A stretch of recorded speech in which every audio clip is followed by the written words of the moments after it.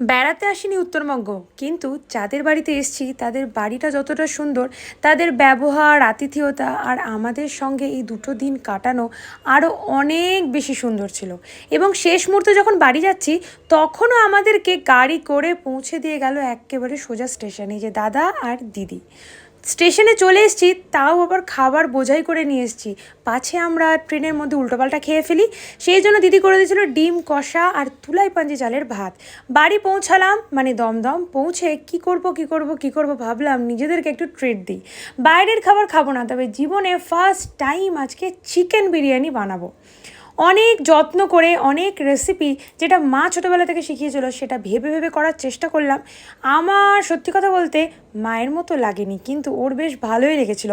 তবে হ্যাঁ, প্রথমবার বিরিয়ানি করে শিক্ষা নিলাম দুধের পরিমাণটা একটু কম দিতে হবে আর পেঁয়াজটা একটু কম ভাজতে হবে। তোমাদের কেমন লাগলো অবশ্যই জানিও কমেন্ট।